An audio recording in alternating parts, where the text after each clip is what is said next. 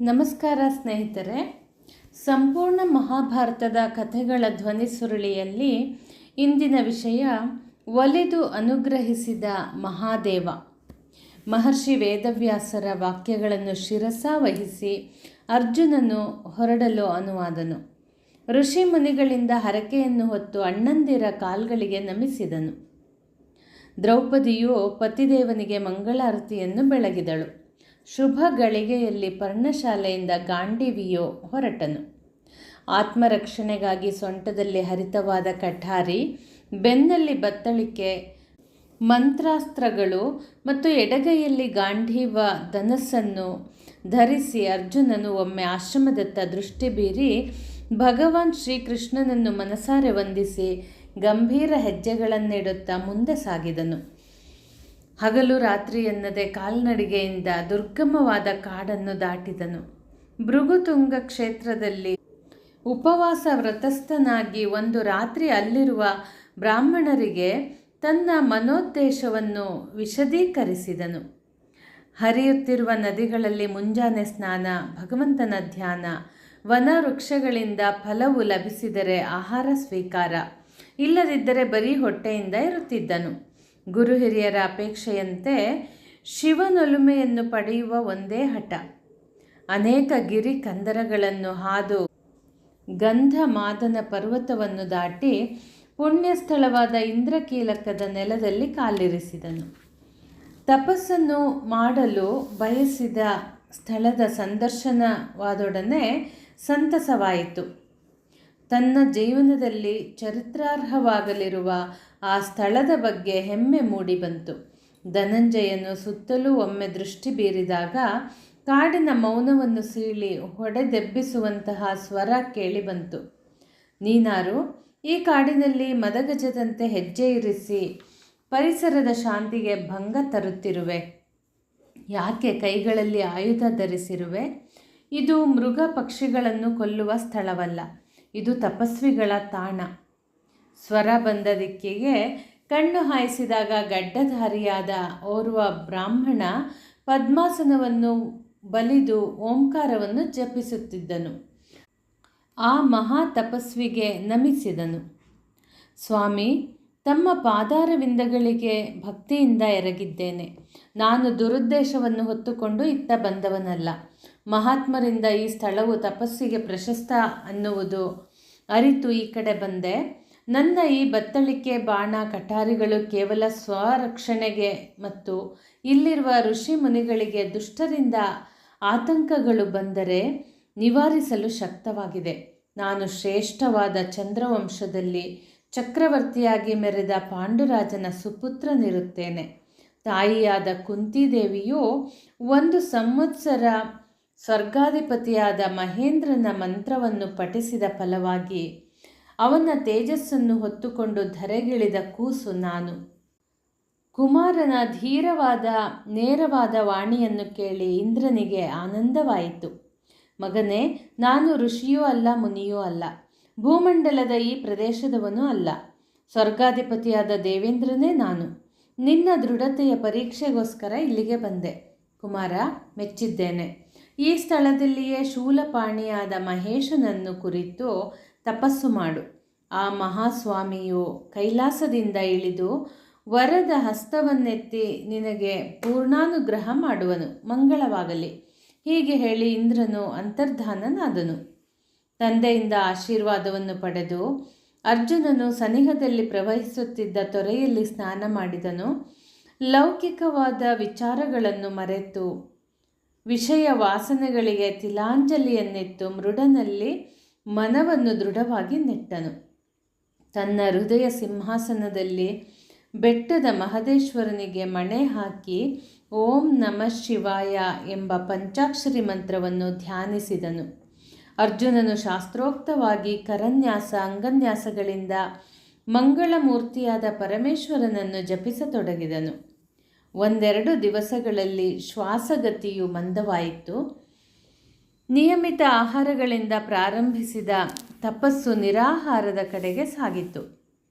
ತನ್ನ ದೇಹವನ್ನು ಮರೆತು ಉಚ್ಛ್ವಾಸ ನಿಶ್ವಾಸಗಳನ್ನು ನಿಯಂತ್ರಿಸಿ ಸಂಯಮ ಶಕ್ತಿಯಿಂದ ನವದ್ವಾರಗಳನ್ನು ಬಂಧಿಸಿ ವ್ಯಾಘ್ರ ಚರ್ಮಾಂಬರಧಾರಿಯಾದ ಶಿವನನ್ನು ಸಾಕ್ಷಾತ್ಕಾರಗೊಳಿಸಲು ಮಹೋಗ್ರವಾದ ಧ್ಯಾನವನ್ನೆಸಗಿದನು.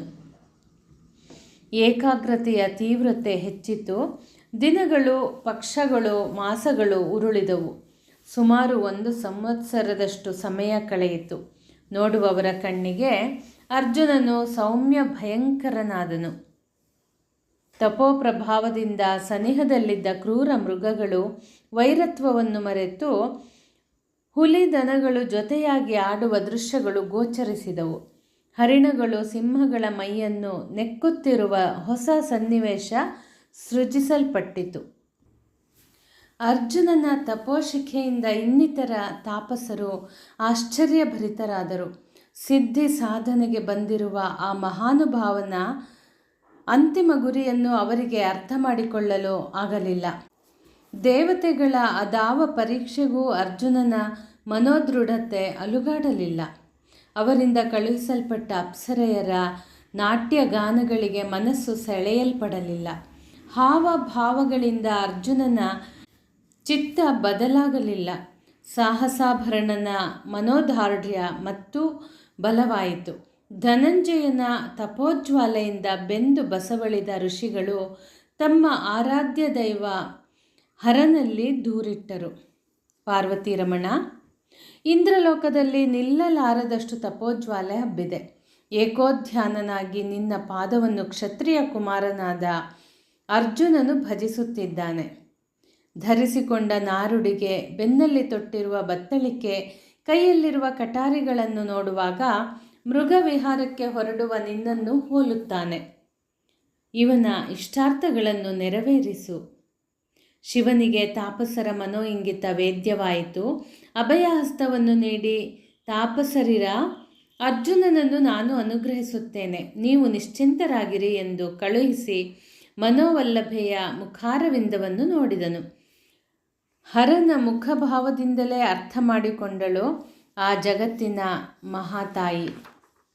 ಈಶನಿಗೆ ಮೂಕನೆನ್ನುವ ದಾನವನಿಂದ ಆಗತಕ್ಕ ಉಪಟಳದ ನೆನಪಾಯಿತು. ಅವನನ್ನು ನಿಗ್ರಹಿಸುವ ಸಮಯ ಬಂದಿದೆ ಮತ್ತು ಇದೇ ಸಂದರ್ಭದಲ್ಲಿ ಅರ್ಜುನನನ್ನು ಅನುಗ್ರಹಿಸಲು ಕಾಲ ಸನ್ನಿಹಿತವಾಗಿದೆ ಎಂದು ಹರ್ಷಚಿತ್ತನಾದನು. ಪುರಂದರ ಅನುಗ್ರಹ ಶಕ್ತನಾದ ಹರನು ಪುಳಿಂದನಾದನು. ಪಾರ್ವತಿ ಪುಳಿಂದೆಯಾದಳು. ಶಿವಗಣವೆಲ್ಲವೂ ಕಿರಾತರಾಗಿ ಬೆಟ್ಟದಿಂದ ಇಳಿದರು.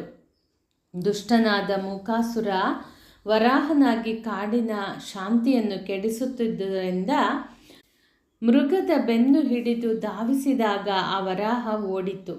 ಹರನು ಅದರ ಹಿಂದೆ ಧಾವಿಸಿದನು. ಏನೊಂದು ಸಂಭ್ರಮದ ಶಬರ ಪಡೆ! ಹೆಬ್ಬಲೆ, ಸಿಡಿಬಲೆ, ಮಿಡಿಬಲೆ, ಬಡಿಕೋಲುಗಳು, ಸಂಕಲೆಗಳು, ಬೇಟೆ ನಾಯಿಗಳನ್ನು ಹಿಡಿದುಕೊಂಡು ಪಳಗಿದ ಕಿರಾತರು ಭಕ್ತನ ಶಕ್ತಿ ಪರೀಕ್ಷೆಯನ್ನು ನೋಡುವ ತವಕದಿಂದ ಇದ್ದರು. ಸುಮನಸರು ಮಹಾದೇವನ ನಾಟಕವನ್ನು ವೀಕ್ಷಿಸುತ್ತಾ ಜಯಘೋಷವನ್ನು ಗೈದರು. ಹಂದಿಯಾಗಿದ್ದ ದಾನವನು ಹರನ ಬಾಣದಿಂದ ತಪ್ಪಿಸಿಕೊಂಡು ಪೊದರುಗಳೆಡೆಯಿಂದ ಮರಗಳೆಡೆಯಿಂದ ನುಸುಳಿಕೊಂಡು ಓಡಿದನು. ಸೂಕರವು ಜೀವದ ಆಸೆಯಿಂದ ಸಿಕ್ಕಿದ ಕಡೆಗೆಲ್ಲ ಹೋದರೂ ದುಷ್ಟ ಸಂಹಾರಕನಾದ ಪಿನಾಕಿಯ ದೃಷ್ಟಿಯಿಂದ ತಪ್ಪಿಸಲು ಸಾಧ್ಯವಿಲ್ಲ. ಸೂಕರವು ತಪೋನಿರತನಾದ ಅರ್ಜುನನಲ್ಲಿಗೆ ಬರುತ್ತಿದ್ದಂತೆಯೇ ಶಕ್ತಿಯುತವಾದ ಅಸ್ತ್ರವೊಂದು ಮಹಾದೇವನಿಂದ ಎಸೆಯಲ್ಪಟ್ಟಿತು. ನೋವನ್ನು ತಾಳಲಾರದೆ ಯದ್ವಾತದ್ವವಾಗಿ ಓಡಿ ವರಾಹವು ಅರ್ಜುನನ ಸಮಕ್ಷಮಕ್ಕೆ ಆಗಮಿಸಿತು. ಹರನೊಲುಮೆಗೆ ಅಹೋರಾತ್ರಿ ತಪಸ್ಸನ್ನು ಆಚರಿಸುತ್ತಿದ್ದ ಗಾಂಡೀವಿಯು ಅದರ ಉಪಟಳದಿಂದ ರೋಸಿ ಹೋಗಿ ತನ್ನಲ್ಲಿರುವ ದಿವ್ಯಾಸ್ತ್ರವನ್ನು ಪ್ರಯೋಗಿಸಿದ ಪರಿಣಾಮವಾಗಿ ಪಾರ್ಥನ ಬಾಣಕ್ಕೆ ಮೈತೆತ್ತು ಅಸುನೀಗಿತು. ಸನಿಹದಲ್ಲಿ ಇದ್ದ ಕಿರಾತಕರು ಮರಣವನ್ನಪ್ಪಿದ ಹಂದಿಯನ್ನು ಎತ್ತಿಕೊಳ್ಳಲು ಉದ್ಯುಕ್ತರಾದಾಗ ಅವರ ನಡವಳಿಕೆ ಅರ್ಜುನನಿಗೆ ಸರಿಬೀಳಲಿಲ್ಲ. ತಾನು ಹೂಡಿದ ಶರದಿಂದ ಮೃಗವು ಮೃತವಾಗಿರುವಾಗ ಅದನ್ನು ಕೊಂಡು ಹೋಗುವ ಮುನ್ನ ತನಗೆ ತಿಳಿಸುವ ಸೌಜನ್ಯವನ್ನು ತೋರದೇ ಇದ್ದದ್ದಕ್ಕಾಗಿ ಕತಿಗೊಂಡನು. ಸ್ವಾಭಿಮಾನವನ್ನು ಉಳಿಸಿಕೊಳ್ಳುವ ಹಂಬಲದಿಂದ ಯಾರೊಬ್ಬರೂ ಸೂಕರವನ್ನು ಮುಟ್ಟಬಾರದೆಂದು ಹೂಂಕರಿಸಿದನು. ಅವನ ಗರ್ಜನೆಗೆ ಕಿರಾತಕರು ಹೆದರಿದರು. ಭಕ್ತಾಗ್ರೇಸರನನ್ನು ಪರೀಕ್ಷಿಸುವ ಸಲುವಾಗಿ ಪಾರ್ವತಿಯನ್ನು ಜೊತೆಗೂಡಿಸಿಕೊಂಡು ರುದ್ರನು ಬೇಡನ ವೇಷದಲ್ಲಿ ಪ್ರತ್ಯಕ್ಷನಾದನು. ಒಬ್ಬರನ್ನೊಬ್ಬರು ಸಂಧಿಸುತ್ತಲೇ ಕಿರಾತಾರ್ಜುನರು ಎವೆ ಇಕ್ಕದೆ ಪರಸ್ಪರ ನೋಡಿದರು. ಹರನು ನಾಟಕೀಯವಾಗಿ ಅರ್ಜುನನನ್ನು ತಿರಸ್ಕಾರದಿಂದ ನೋಡಿ ಬೇಡರೊಡನೆ, ನಮ್ಮ ಅಂಬಿನಿಂದ ಸತ್ತು ಬಿದ್ದಿರುವ ಮೃಗವನ್ನು ಕೊಂಡು ಹೋಗಲು ಯಾರ ಒಪ್ಪಿಗೆಯ ಮುದ್ರೆಯೂ ಬೇಕಿಲ್ಲ, ನೀವು ಇಲ್ಲಿಂದ ಒಯ್ಯಿರಿ, ನಾನಿದ್ದೇನೆ ಎಂದು ಗುಡುಗಿದನು. ಪಾಪ ಅರ್ಜುನನಿಗೆ ಇವನ ನಾಟಕ ಎಲ್ಲಿ ಅರ್ಥವಾಗಬೇಕು. ಕಾಡಿನ ಕಿರಾತನೊಬ್ಬನು ತನ್ನ ಬಳಿ ಬಂದು ಗಹಗಹಿಸಿ ನಗುವುದನ್ನು ಕಂಡು ಮಧ್ಯ ಪಾಂಡವನು ಕಠೋರವಾಗಿ ತನ್ನ ಮನೋಭಾವವನ್ನು ವ್ಯಕ್ತಪಡಿಸಿದನು.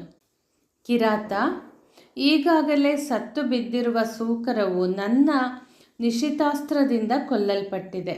ನಿನ್ನವರು ಎತ್ತಿಕೊಂಡು ಹೋಗುವಂತೆ ನೀನು ಆಜ್ಞೆ ಮಾಡುವಂತಿಲ್ಲ. ಒಂದು ವೇಳೆ ಇನ್ನೂ ಅತಿಕ್ರಮಿಸಿದರೆ ಈ ವರಾಹದಂತೆ ನನ್ನ ಬಾಣಕ್ಕೆ ನೀನು ಇನ್ನೊಂದು ಮೃಗವಾಗಲಿರುವೆ ಅಷ್ಟೆ.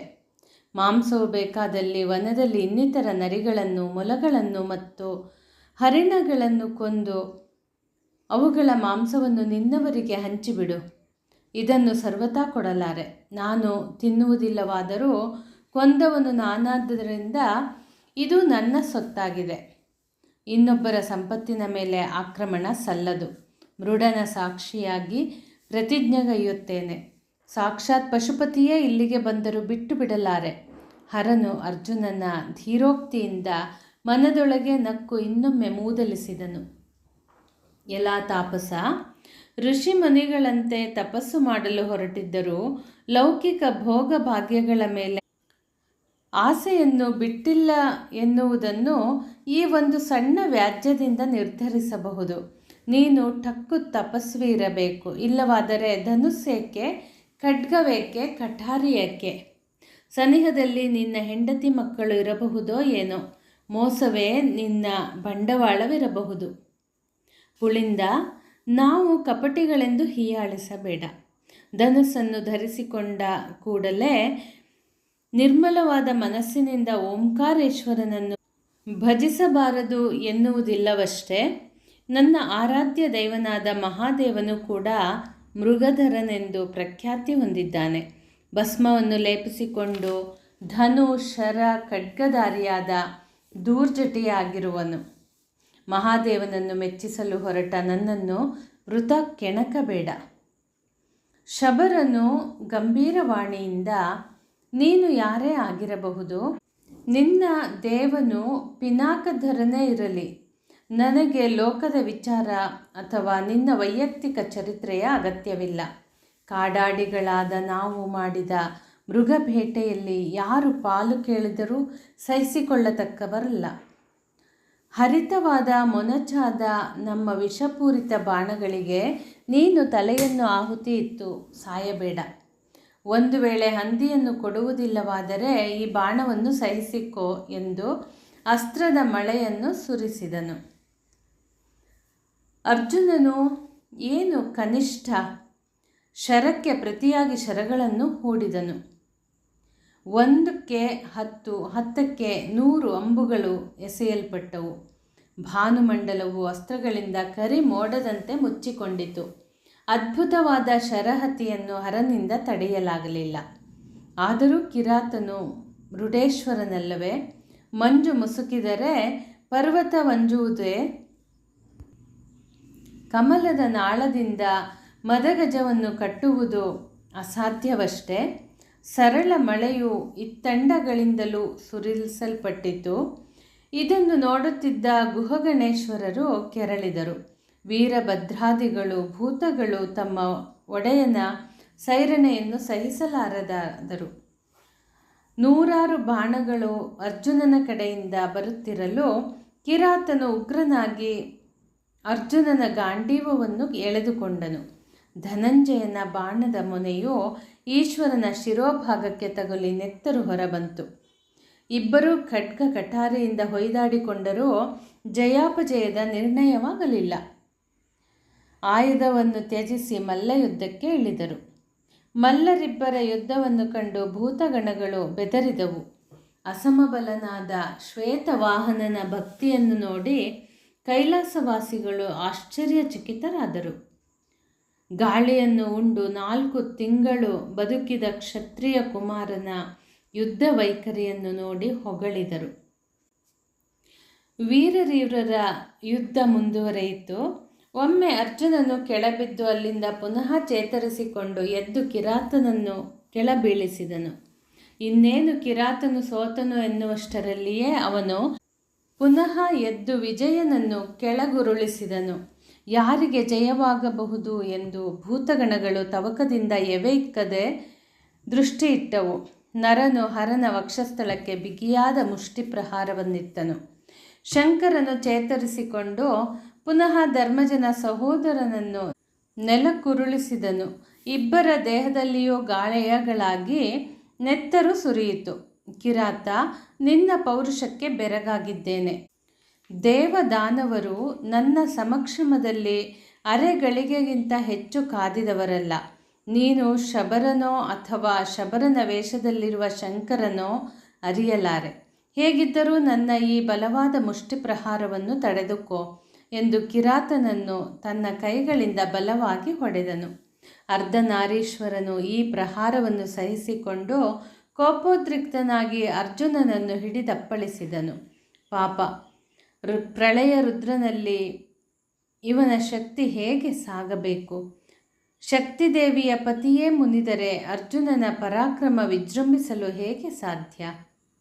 ಪಾರ್ಥನ ಬಾಯಿ ಮತ್ತು ಮೂಗಿನಿಂದ ರಕ್ತ ಹೊರಬಂದು ಕ್ಷಣಕಾಲ ಮೂರ್ಛಿತನಾಗಿ ಪುನಃ ಎದ್ದು ನಿಂತನು. ಮನಸ್ಸಿನಲ್ಲಿ ವ್ಯಥೆಯಾಯಿತು. ವ್ರತಸ್ಥನಾಗಿ ಬಂದ ನನಗೆ ಶಿವದರ್ಶನವಾಗದೆ ತಪಸ್ಸು ಭಂಗವಾಯಿತು. ಮನುಷ್ಯನು ಮಾಡಿದ ಪಾಪ ಪುಣ್ಯಗಳಿಗೆ ಸರಿಯಾಗಿ ಫಲವು ಒದಗಿ ಬರುತ್ತದೆಯಂತೆ. ಹಿಂದಿನ ಜನ್ಮದಲ್ಲಿ ನಾನು ಯಾರ ವ್ರತಭಂಗ ಮಾಡಿದ್ದೇನೋ ಏನೋ, ಶಿವಭಕ್ತರ ಮುನಿಸಿಗೆ ಬಲಿಯಾಗಿರಬಹುದೋ ಏನೋ. ಇಲ್ಲದಿದ್ದರೆ ಈ ಯಕ್ಕಶ್ಚಿತ್ ವ್ಯಾಧನಲ್ಲಿ ಸೋಲಬೇಕೆ? ಇವನು ಖಂಡಿತ ಪುಳಿಂದನಲ್ಲ. ಗಂಗಾಧರನ ಪೂಜೆಗೆಂದು ಬಂದ ನಾನು ಈಗೊಮ್ಮೆ ಅವನನ್ನು ಪುನಃ ಭಜಿಸಿ ಏಕೋಧ್ಯಾನದಿಂದ ಶರಣು ಹೋಗುತ್ತೇನೆ ಎಂದು ಅಲ್ಲಿಯೇ ಮಳಲ ಲಿಂಗವನ್ನು ಮಾಡಿ ಪತ್ರ ಪುಷ್ಪಾದಿಗಳಿಂದ ಅರ್ಚಿಸಿದನು. ಸಾಕಾರ ಬ್ರಹ್ಮನ ಪೂಜೆಯನ್ನು ಮಾಡಿ ಭಾವಶುದ್ಧಿಯಿಂದ ಭಗವಂತನಿಗೆ ಶರಣಾದನು. ರುದನ್ ದ್ರಾವಯತಿ ಇತಿ ರುದ್ರಃ ಎಂದಿದ್ದಾರೆ. ನೀನು ಭಕ್ತರ ಕಷ್ಟ ಕಾರ್ಪಣ್ಯಗಳನ್ನು ದ್ರವಿಸುವಂತೆ ಮಾಡುವವನು. ನನಗೆ ಈಗ ಬಂದಿರುವ ಸಂಕಷ್ಟಗಳನ್ನು ನೋಡು. ಈ ಶಬರನು ನನ್ನನ್ನು ಗೆಲ್ಲಿದನು. ಇವನನ್ನು ಜಯಿಸುವ ಶಕ್ತಿಯನ್ನು ಕೊಡು. ಕಿರಾತನ ಬಿಂಕವು ಅಡಗುವಂತೆ ಮಾಡು. ನಿನ್ನ ಕೃಪೆಯೊಂದಿದ್ದರೆ ಸಹಸ್ರಾರು ಶಬರರು ಏಕಕಾಲದಲ್ಲಿ ಬಂದರೂ ನನ್ನ ಸಮಕ್ಷಮದಲ್ಲಿ ನಿಲ್ಲಲು ಸಾಧ್ಯವಿಲ್ಲ. ಗೆಲ್ಲಲಾರದೆ ಹೋದರೆ ಈ ಹರಣವನ್ನು ಹಿಂಡಿ ನಿನಗರ್ಪಿಸುವೆನು. ನನ್ನ ಈ ಪ್ರಾಣ ಪುಷ್ಪವನ್ನು ನಿನ್ನ ಪದತಲದಲ್ಲಿ ಅರ್ಪಿಸುವೆ. ಪ್ರಸನ್ನನಾಗಿ ಪ್ರಸಾದವನ್ನು ಪ್ರದಾನ ಮಾಡು ಎಂದು ಈಶ್ವರ ಲಿಂಗದ ಮೇಲೆ ಹೂವನ್ನಿರಿಸಿ ಭಕ್ತಿಯಿಂದ ಕಣ್ಣು ಮುಚ್ಚಿದನು. ಏನಾಶ್ಚರ್ಯ! ಕಣ್ಣು ತೆರೆದು ನೋಡಿದರೆ ಮಳಲ ಲಿಂಗದ ಮೇಲಿರುವ ಪತ್ರಗಳಿಲ್ಲ, ಪುಷ್ಪಗಳಿಲ್ಲ. ಹೇಗೋ ಅದು ಅದೃಶ್ಯವಾಗಿದೆ. ಶಬರನ ಮೋಸವಿರಬಹುದೇ ಎಂದು ಆತನ ಮುಖ ನೋಡಲು ಮಹಾದೇವನ ಲಿಂಗವನ್ನು ಅಲಂಕರಿಸಿದ ಮಲ್ಲಿಗೆಯ ಮಾಲೆಯು ತನ್ನಿಂದ ತಾನಾಗಿ ಬೇಡನ ಮುಡಿಯಲ್ಲಿ ಕಂಗೊಳಿಸಿತು. ಪಾರ್ಥನು ತನ್ನ ಕಣ್ಣುಗಳನ್ನು ನಂಬದಾದನು. ಇನ್ನೊಮ್ಮೆ ಪುಷ್ಪವನ್ನು ಭಕ್ತಿಯಿಂದ ಅರ್ಪಿಸಿದ ಕೂಡಲೇ ಅದು ಶಬರನ ಕಂಠವನ್ನು ಅಲಂಕರಿಸಿತು. ಪಾಂಡುಕುಮಾರನಿಗೆ ಈ ರಹಸ್ಯ ಅರ್ಥವಾಗಲಿಲ್ಲ. ಯಾಕೆ ವಿಸ್ಮಯ ಎನ್ನುತ್ತಾ ಮಗದೊಮ್ಮೆ ಅರ್ಪಿಸಿದನು. ಮತ್ತೆ ಅದೇ ದೃಶ್ಯ. ಕಿರಾತನು ಹಸನ್ಮುಖಯಾಗಿ ಅರ್ಜುನನ ಭಕ್ತಿಯನ್ನು ನೋಡಿ ತನ್ನ ನಾಟಕದ ಬಗ್ಗೆ ತಾನೇ ಆನಂದಿಸಿದನು. ಮಧ್ಯ ಪಾಂಡವನಿಗೆ ಅರಿವಾಯಿತು, ಶಬರನಾಗಿ ಬಂದವನು ಮೃಗಬೇಟೆಗೆ ಬಂದ ಕಿರಾತನಲ್ಲ, ದೇವರ ದೇವನಾಗಿದ್ದಾನೆ. ತನ್ನ ಪರೀಕ್ಷೆಗೆ ಬಂದ ಮಹಾದೇವ ಎಂದು ತಿಳಿದುಕೊಂಡು ಮನಸಾರೆ ನಮಸ್ಕರಿಸಿದನು. ಅರೆಗಳಿಗೆಯೂ ವಿಳಂಬಿಸದೆ ಹರಿಯುವ ತೊರೆಯಲ್ಲಿ ಸ್ನಾನ ಮಾಡಿ ಓಂಕಾರ ಮಂತ್ರವನ್ನು ಉಚ್ಚರಿಸಿದನು. ಅನ್ಯಥಾ ಶರಣಂ ನಾಸ್ತಿ ತ್ವಮೇವ ಶರಣಂ ಮಮ ಎಂಬ ಪ್ರಾರ್ಥನೆಯೊಂದಿಗೆ ಕಿರಾತ ದಂಪತಿಗಳಿಗೆ ಸಾಷ್ಟಾಂಗವೆರಗಿದನು. ಕಾಲಿನ ಬಳಿಯಲ್ಲಿಯೇ ಹರಿಯುತ್ತಿರುವ ನದಿಯು ಪರಮ ಪವಿತ್ರ ಗಂಗೆ ಎನ್ನುವುದು ಅರಿಯದೆ ಮೂರ್ಖನಂತೆ ವರ್ತಿಸಿದ್ದಕ್ಕಾಗಿ ಪರಿತಾಪಪಟ್ಟನು. ಭಗವನ್, ನಾನು ಯಾವ ಕೈಗಳಿಂದ ಪೂಜೆ ಮಾಡಬೇಕಿತ್ತೋ ಅದೇ ಕೈಗಳಿಂದ ನಿನ್ನ ದೇಹವನ್ನು ಗಾಯಗೊಳಿಸುವ ಕಾರ್ಯವನ್ನೆಸಗಿದೆ. ಅರಿಯದೆ ಮಾಡಿದ ಅಪರಾಧವನ್ನು ಮನ್ನಿಸು. ನನ್ನ ಪಾಪದ ಪರಿಮಾರ್ಜನೆಯನ್ನು ಮಾಡು. ಎರಗಿದ ಧನಂಜಯನನ್ನು ಗಿರಿಜಾರಮಣನು 2 ಹಸ್ತಗಳಿಂದ ಎತ್ತಿ ಹಿಡಿದು ಮೈದಡವಿದನು. ಸದ್ಯೋಜಾತ ವಾಮದೇವ, ಅಘೋರ, ತತ್ಪುರುಷ, ಈಶಾನ ಎಂಬ ಪಂಚಮುಖದೊಂದ ಒಡಗೂಡಿದ ಮಹಾದೇವನು ವಾಮಭಾಗದಲ್ಲಿ ಗಿರಿಜೆಯ ಜೊತೆ ಆ ತಪಸ್ವಿಗೆ ದರ್ಶನವಿತ್ತನು. ನರನು ಪುಳಕಿತನಾಗಿ ತನ್ನನ್ನು ತಾನೇ ಮರೆತನು. ಹೃದಯ ಕಮಲದಲ್ಲಿರುವ ಈಶನನ್ನು ಅವನು ಕಣ್ಣೆದುರಿಗೆ ದರ್ಶಿಸಿದಾಗ ಆದ ಆನಂದಕ್ಕೆ ಪಾರವೇ ಇಲ್ಲ. ಈಶ್ವರನು ಅನುಗ್ರಹಿಸಿದನು. ವತ್ಸ, ಅಪರಾಧವಾಯಿತೆಂದು ಪರಿತಪಿಸುತ್ತಿದ್ದೀಯಾ? ನಿನ್ನಿಂದ ಏನೇನೂ ಪ್ರಮಾದವಾಗಲಿಲ್ಲ. ಅನ್ನ ಆಹಾರಗಳನ್ನು ತ್ಯಜಿಸಿ ಹಗಲು ರಾತ್ರಿ ಎನ್ನದೆ ಚಳಿ ಮಳೆಯನ್ನು ಲೆಕ್ಕಿಸದೆ ನನ್ನನ್ನು ಭಜಿಸಿದ ನಿನ್ನನ್ನು ಚೆನ್ನಾಗಿ ಪರೀಕ್ಷಿಸಿದೆ. ನಿನ್ನ ಮನೋಬಲ, ದೇಹಬಲ ಹೊಗಳಲಸದಳವಾಗಿದೆ. ಹರನಲ್ಲಿಯೂ ಯುದ್ಧ ಮಾಡಿ ಸರಿಸಾಟಿಯಾದ ಮೇಲೆ ಈ 3 ಲೋಕಗಳಲ್ಲಿ ನಿನ್ನನ್ನು ಮೀರಿಸುವವರು ಯಾರು? ನಿನ್ನ ಶಕ್ತಿ ಪರೀಕ್ಷೆಗೋಸ್ಕರ ಸರ್ವ ಆಯುಧಗಳನ್ನು ಸೆಳೆದುಕೊಂಡೆ. ಶಿವಾನುಗ್ರಹ ಲೇಪನದೊಂದಿಗೆ ಅವುಗಳನ್ನು ನಿನಗೆ ಹಿಂದಿರುಗಿಸಲಿದ್ದೇನೆ. ಈಗ ನಿವೇದಿಸು, ಯಾವುದಕ್ಕಾಗಿ ಈ ಘೋರ ತಪಸ್ಸನ್ನು ಆಚರಿಸುವೆ? ತುಷ್ಣೋಸ್ಮಿ ತವ ಕೌಂತೆಯ ಬ್ರೂಹಿ ಕಿಂ ಕರವಾಣಿ ತೇ. ನಾನು ಪ್ರಸನ್ನ ಚಿತ್ತನಾಗಿದ್ದೇನೆ. ನಿನ್ನ ಮನೋಭೀಷ್ಟವನ್ನು ತಿಳಿಸಿದರೆ ತಪ್ಪದೆ ನೆರವೇರಿಸುತ್ತೇನೆ. ಅಕ್ಕಸಾಲಿಗನು ಒಡವೆಯನ್ನು ಮಾಡುವ ಮುನ್ನ ಬಂಗಾರವನ್ನು ಬೆಂಕಿಯಲ್ಲಿಟ್ಟು ಶುದ್ಧ ಮಾಡುವಂತೆ ನಿನ್ನ ಭಕ್ತಿಯನ್ನು ಪರೀಕ್ಷಿಸಿದೆ. ಅರ್ಜುನನು 2 ಕೈಗಳನ್ನು ಜೋಡಿಸಿ ಶಂಕರನ ದಿವ್ಯ ರೂಪವನ್ನು ನೋಡುತ್ತಾ ಪ್ರಾರ್ಥಿಸಿಕೊಂಡನು. ಸರ್ವತೋಮುಖಿ, ಸರ್ವಪೂಜಿತ, ಸರ್ವಸಾಧಕ, ಸರ್ವಗುಣನಿಲಯ, ಪರಮೇಶ್ವರ, ಪರಬ್ರಹ್ಮ, ಹರ, ಗಂಗಾಧರ, ಗಿರಿಜಾವರ, ಶಶಿಶೇಖರ, ನಾನು ಜಪತಪಗಳ ಮರ್ಮವನ್ನು ಅರಿಯದೆ ನಿನ್ನನ್ನು ಪ್ರಾರ್ಥಿಸಿದರೂ ಒಲಿದೆಯಲ್ಲ. ದೇವತೆಗಳಲ್ಲಿರುವ ಮಹಾ ಅಸ್ತ್ರಗಳು ನನಗೆ ಸಿದ್ಧಿಯಾಗುವಂತೆ ಮಾಡು. ನಿನ್ನಲ್ಲಿರುವ ಪಾಶುಪತಾಸ್ತ್ರವನ್ನು ಪಡೆಯಲು ಬಯಸಿದ್ದೇನೆ. ತ್ರೈಲೋಕಾಧಿಪತ್ಯಕ್ಕಿಂತಲೂ ಮಿಗಿಲಾಗಿ ಅಸ್ತ್ರ ಸಂಗ್ರಹಣೆಯೇ ನನ್ನ ಬೇಡಿಕೆಯಾಗಿದೆ. ದೀನನಾಗಿ ಯಾಚಿಸುವ ನನಗೆ ಆ ಭವ್ಯ ಶರಗಳನ್ನು ದಾನ ಮಾಡು ಎಂದನು. ಭಕ್ತನ ಕಿಂಚಿತ್ ಇಚ್ಛೆಯನ್ನು ಶಶಿಶೇಖರನು ಪೂರೈಸಿ ಪಾಶುಪತಾಸ್ತ್ರವನ್ನು ಸ್ವಹಸ್ತದಿಂದಲೇ ನೀಡಿದನು. ಪಾರ್ಥ, ಈ ಮಹಾ ಅಸ್ತ್ರವನ್ನು ನಿನಗೆ ಕೊಟ್ಟಿದ್ದೇನೆ. ಆದರೆ ಯಾವ ಗಳಿಗೆಯಲ್ಲಿಯೂ ನಿನ್ನಿಂದ ಇದರ ದುರುಪಯೋಗ ಆಗದಿರಲಿ. ದೀನರು, ದರಿದ್ರರು, ಬಲಹೀನರ ಮೇಲೆ ಪ್ರಯೋಗಿಸಬೇಡ. ದುಷ್ಟ ದಾನವರಾಗಲಿ, ಅನ್ಯಾಯಗಾರರಾಗಲಿ, ಅಧರ್ಮಿಗಳಾಗಲಿ ವಧಿಸಲ್ಪಡದಿದ್ದಾಗ ಕಟ್ಟಕಡೆಯದಾಗಿ ಇದನ್ನು ಪ್ರಯೋಗಿಸು. ಹೀಗೆ ಅನುಗ್ರಹಿಸಿ ಶಿವನು ಉಪಸಂಹಾರದ ವಿಧಾನವನ್ನು ತಿಳಿಸಿದನು.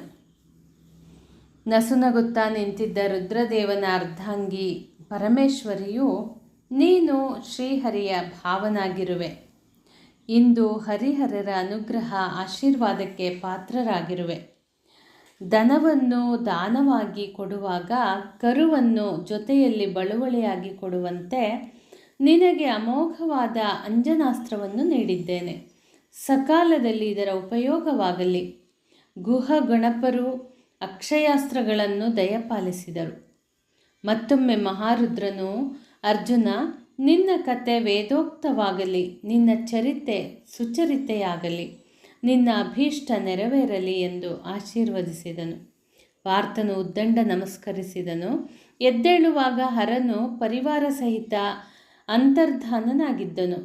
ಕ್ಷಣಕಾಲ ಸ್ವಪ್ನದಿಂದ ಎಚ್ಚೆತ್ತವನಂತೆ ಗತಿಸಿದ ಘಟನೆಗಳನ್ನು ಮತ್ತೊಮ್ಮೆ ಜ್ಞಾಪಿಸಿಕೊಂಡು ಪೂರ್ಣೋಲ್ಲಾಸದಿಂದ ಮೃತ್ಯುಂಜಯನನ್ನು ನೆನೆದು ನಲಿದಾಡಿದನು. ಸ್ನೇಹಿತರೆ, ಮತ್ತೆ ಮುಂದಿನ ಸಂಚಿಕೆಯಲ್ಲಿ ಭೇಟಿಯಾಗೋಣ. ಧನ್ಯವಾದಗಳು.